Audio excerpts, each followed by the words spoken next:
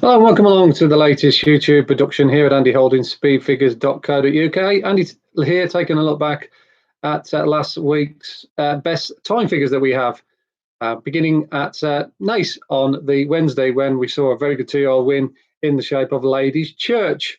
Johnny Murtagh had a very good filly last season called Measure and Magic, and this one looks as though she's going down a similar route. Very good first time out at Tipperary, stepped up to pattern level at the County Kildare venue. She made light work of her 4 opponents, including several fancied off the back of previous good victories.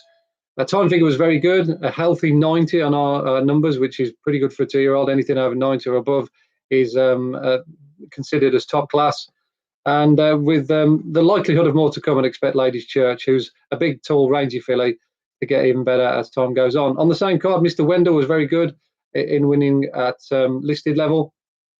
He was a bit disappointed on Lope Fernandez first time out, but given a bit of a break by Joe Lines and Connections, he came bouncing back to his very best form when winning a very strongly run mile contest.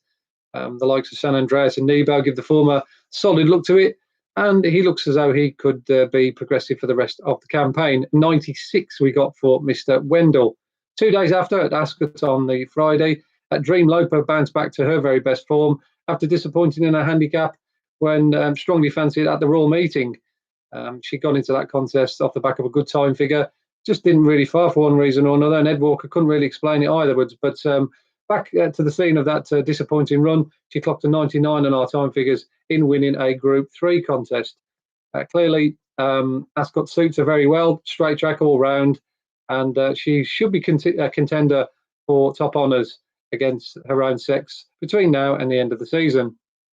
On to the Saturday, and remaining at Ascot, Zane Claudette clocked a big number for a 2-year-old when winning the Princess Margaret Stakes. She'd been impressive the time before when winning at Newmarket in a good time, and she backed that up as well for Ismail Mohammed in the dying strides of that 6 furlong contest. She got a high cruising speed and a good turn of foot as well to be a good combination to have in her locker, and I'm sure she can use those potent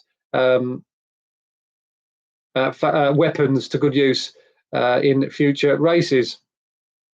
No great surprise to see Adyar top of our figures for the whole week with 102. We awarded him in winning the King George. It was a strongly run race, as you all could see.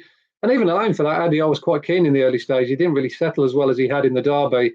So it was to his great testament that he managed to fend off some of the very best mile-and-a-half horses around in pretty determined fashion, considering how much energy he expended in the early stages. One would imagine now he'll be targeted towards the Arc de Triomphe, towards the back end of the season. Whether Hurricane Lane, his stable companion, will join him, only time will tell. But mile and a half on anything ranging between good to firm and soft, Adyar is a very, very good and worthy winner of this year's Derby and King George to boot.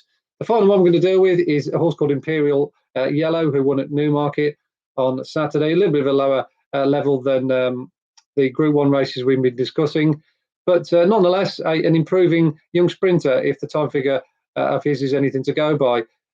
It was a good strong pace set by Apollo 1 down the middle, but once he capitulated late on, Roger Varian's Charge picked up the baton in the latter stages, quickened up the hill and recorded a time figure of 94, which is not quite top class, but it certainly suggests that he's up to perhaps winning at pattern level.